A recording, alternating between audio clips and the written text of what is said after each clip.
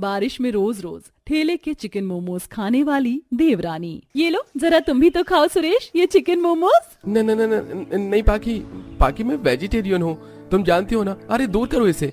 Vegetarian हो के भी एक नॉन वेजिटेरियन लड़की को पसंद कर लिया तुमने। शादी के बाद कैसे खिलाओगे मुझे ठेले के चिकन मोमोज? अरे खिला दूंगा बाबा, पर अभी इसको मुझसे दूर करो।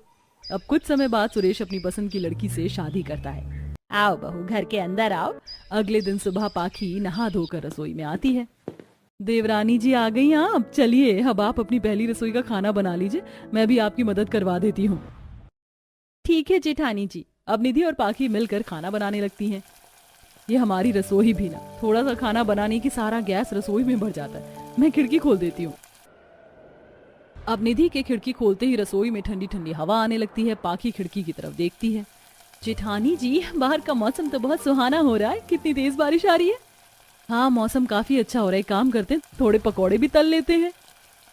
निधि बहुत कुछ बोल रही होती है लेकिन पाखी किसी बात का जवाब नहीं देती। क्या हुआ पाखी, तुम अचानक से चुप क्यों हो गई? कोई बात है क्या? कहो ना, चुप क्यों हो पाखी? वो जेठानी जी मुझे बारिश में चिकन मोमोज खाने की क्रेविंग होती है। अच्छा आपको समझ करना, मैं जानती हूँ हमारे घर में सब ब्राह्मण हैं और अब शादी हो गई है, अब तो अपनी इच्छाओं को मानना ही पड़ेगा। कोई बात नहीं, चलिए पकौड़े बनाते हैं। पाखी की बात सुनकर निधि इमोशनल हो जाती है। पाखी तुम तो बहुत उदास हो गई। अच्छा सच में तुम्हें बहुत ज्यादा क्रेविंग हो रही है क्या? हाँ बारिश में तो बहुत ज्यादा ही होती है।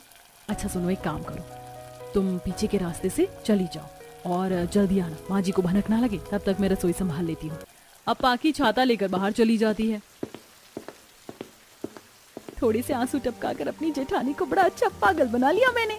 अब पाखी सोसाइटी से बाहर आकर एक ठेले पर बिकता चिकन मोमोज देखकर, हाँ मिल गया चिकन मोमोज का ठेला, अब जी भर के खाऊंगी बारिश में चिकन मोमोज। दूसरी तरफ गायत्री, अरे बड़ी बहू रसोई में तो अकेली है, छोटी बहू कहाँ है? माँ छोटी भाभी को तो मैं अभी ढूंढ रही हूँ। बाप रे मर गई, कहाँ रह गई ये देवरानी जी? वॉशरूम या छत वगैरह पर नहीं देखा? बाहर मौसम अच्छा हो रहा है ना, क्या पता नहा रही हो बारिश में। तभी भीगे कपड़ों में पाखी रसोई में आती है। ये देखिए माँ जी, आ गई देवरानी जी। अरे भाभी आपके कपड़े कैसे गीले हो रहे हैं? मैंने कहा तो देवरानी जी छत पर होंगी। हाँ मैं छत पर ही थी। अब पाखी पहली रसोई का खाना परोसती है। छोटी बहू तूने खाने में कुछ अपना हाथ भी लगाया है या नहीं? क्योंकि खाने में तो पूरा स्वाद बड़ी बहू के हाथ का आ रहा है। हाँ सही कहा, लगता है भाभी बारिश में भीगने में कुछ ज्यादा ही मगन हो गई थी। नहीं ऐसा नहीं है, खाना मैंने ही बनाया, बस जेठानी जी ने मेरी मदद की है। हाँ माँ जी, पाखी सही कह रही है। इसी तरह एक दिन पाखी छत से कपड़े उतारने के लिए जाती है। कितना अच्छा मौसम हो रहा है, लगता है बारिश आने वाली है। काश कोई ठेले वाला चिकन मोमोज बेचने आ जाता। आइए आइए, बारिश जैसे सुहाने मौसम में गर्मा गर्म चिकन मोमोज खाइए, आइए आइए आइए। अरे मेरे कान बज रहे हैं क्या? ये मैं क्या सुन रही हूँ, चिकन मोमोज वाला? अब पाखी छत से नीचे झांकती है जहाँ ठेले पर चिकन मोमोज वाला आया होता है। पाखी छत से आवाज देकर चिकन मोमोज वाले को रोकती है। हल्की हल्की बारिश भी अब शुरू हो जाती है। पाखी छत पर लगे हुए रस्सी को खोलकर उसे बाल्टी में बांधकर छत से ठेले वाले के ठेले पर गिराती है। ठेले वाला बाल्टी में पैसे देखकर पैसे के हिसाब से चिकन मोमोज पैक करके बाल्टी में डाल देता है। पाखी बाल्टी को ऊपर खींच रही होती कि तभी गायत्री अपनी खिड़की से, ये मेरे छत की तरफ कैसी रस्सी और बाल्टी जा रही है, ये क्या है? गायत्री उठकर खिड़की के पास आती है। इतने में पाखी फटाफट बाल्टी को ऊपर खींच लेती है।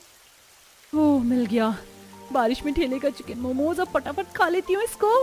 अब पीछे से निधि आती है। हे भगवान, ये क्या कर रही हो देवरानी जी? माँ जी ने देख लिया तो दिक्कत हो जाएगी, जल्दी खाओ इसे। मैं तो सोच रही थी आप कपड़े उतार रही हो छत पर। जेठानी जी मैं आई तो कपड़े उतारनी थी, पर अचानक से बारिश होने लगी और साथ ही गली में ठेले पर चिकन मोमोज बिकने आ गए और फिर मुझसे रहा नहीं गया। इसी तरह एक दिन निधि अपनी ननद और देवरानी के साथ बाजार जाती है। अच्छा दिव्या, मैं ये आलू गोभी शिमला मिर्च मेथी खरीद लूँ ना, तुम खा तो लोगी ना? हाँ भाभी मैं खा लूंगी।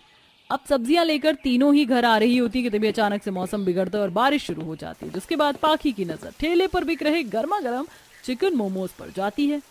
ओह कितनी मस्त खुशबू आ रही है चिकन मोमोज की, बस कोई एक प्लेट खिला दे तो मजा आ जाए। क्या करूं, कैसे खाऊं बारिश में ठेले के चिकन मोमोज? अच्छा जेठानी जी आप लोग यहीं रुकिए, मुझे उस तरफ कुछ सामान लेना है, मैं लेकर आती हूँ। पाखी समझो बारिश बहुत तेज हो रही है और दिव्या हमारे साथ है, हमें इस वक्त घर जाना चाहिए। बस 2 मिनट, बस 2 मिनट में आई। अब पाखी सबसे छुपकर ठेले पर चिकन मोमोज खाने लगती है। हे भगवान, ये देवरानी जी कहीं मुझे फंसवा ना दे। जल्दी आओ देवरानी जी, कहाँ रह गई? बड़ी भाभी, छोटी भाभी को इतना टाइम क्यों लग रहा है? चलिए ना देख कर आते हैं उन्हें आगे से। अरे नहीं नहीं, कहीं ऐसा ना हो हम उधर जाए और पाखी इधर से आ जाए। हम यही इंतजार करते हैं। दूसरी तरफ पाखी आराम से चिकन मोमोज खाकर मुंह साफ करती हुई सबके पास आती है। चलिए चलिए जेठानी जी, चलते हैं। मैं जिस सामान को लेने गई थी वो तो मिला ही नहीं। ऐसे ही कुछ दिन गुजरते हैं और अब निधि पाखी को इतना चिकन मोमोज खाता देख घबराने लगी थी। पाखी देखो, मैं मानती हूँ कि तुम्हें चिकन मोमोज बहुत पसंद है और इसलिए मैंने 1-2 बार तुम्हें खाने भी दिया, पर अब ये बहुत ज्यादा हो रहा है। तुम समझो कि हमारा जो ससुराल है वो ब्राह्मण है। अगर माँ जी ने देख लिया तो सच में बहुत दिक्कत हो जाएगी, तुम्हारे लिए भी और मेरे लिए भी। हाँ हाँ ठीक है जेठानी जी, क्यों इतना टेंशन ले रही हो? कुछ नहीं होगा। अब निधि के इतना समझाने पर भी पाखी बाज नहीं आती और एक दिन शाम को पाखी गली के छोटे बच्चों को पैसे देकर, सुनो सुनो पिंटू बेटा, मेरे लिए वहाँ पर उन अंकल से ठेले के चिकन मोमोज ले आओ और बाकी के पैसे तुम रख लेना। ठीक है आंटी, मैं अभी लेकर आता हूँ। पिंटू चिकन मोमोज लेने जाता है, इतने में पाखी का फोन बजता है। पाखी फोन लेने के लिए जाती है, इतने में पिंटू चिकन मोमोज लेकर आ जाता है और वो मोमोज वहाँ आती गायत्री पिंटू के हाथ से ले लेती है। बेटा ये क्या है? दादी माँ, ये चिकन मोमोज है, बाकी आंटी ने मंगाया था मुझसे। चिकन का नाम सुनते ही गायत्री अपने हाथ से उसे छोड़ देती है और वहाँ आती पाखी ये सब देखकर थर थर कांपने लगती है। बहू, ये मांस हमारे घर में तू कैसे मंगा सकती है? कब से चल रहा है ये सब? बहू सच बता। तभी वहाँ पर निधि आती है।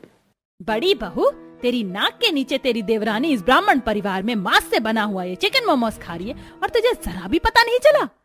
माँ जी मुझे माफ कर दीजिए, मुझे सब पता था। क्या तू सब जानती थी? मतलब तूने इसे रोकने की बजाय बढ़ावा दिया? मेरे घर में मांस आना सख्त मना है और जब तुम दोनों ने ये गुस्ताखी की है तो तुम्हें इसकी सजा मिलेगी। अभी के अभी निकलो मेरे घर से।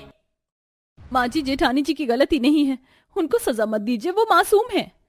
नहीं देवरानी जी, मेरी भी गलती है, मुझे आपको रोकना चाहिए था। अब तेज तेज बारिश में पाखी और निधि घर के बाहर आकर खड़ी हो जाती हैं। शाम से रात हो जाती है लेकिन वो बारिश में घर के बाहर भीगती रहती हैं और ठंड से कांपने लगती हैं। जेठानी जी मुझे माफ कर दीजिए, मेरी वजह से आपको क्या क्या सहना पड़ रहा है। कोई बात नहीं देवरानी जी। दूसरी तरफ अपने कमरे की खिड़की से गायत्री ये सब कुछ देख रही होती है। वैसे इतनी देर तक बारिश में भीगने से तो इन दोनों की अकल ठिकाने आ ही गई होगी और मेरी दोनों ही बहू अब ठंड से कांप रही हैं। अब मुझे इतना भी सितम अपनी दोनों बहू पर नहीं ढाना चाहिए, क्योंकि मैं जानती हूँ अगर इनकी जगह कोई और होती तो अब तक अपने ऐश मौज को पूरा करने के लिए वो ये घर छोड़कर जा चुकी होती। पर ये दोनों अभी मेरे कहने पर यहीं खड़ी बारिश में भीग रही हैं। अब मुझे इन्हें माफ कर देना चाहिए। अब छाता लेकर गायत्री अपनी बहू के पास आती है। अब करोगी आइंदा तुम दोनों ये सब? अब आएगा इस घर में कभी चिकन मोमोज? नहीं माँ जी, कभी नहीं आएगा, हमें माफ कर दीजिए। ठीक है, चलो अंदर, कपड़े बदलो, दिव्या ने चाय बना दी है, दोनों गर्मा गर्म चाय पियो। इस पनिशमेंट के बाद पाखी चिकन मोमोज खाना छोड़ देती है अपने ससुराल में। वहीं निधि अब अपनी देवरानी के किसी भी इच्छा को पूरी करने से पहले अपनी सास से पूछती है।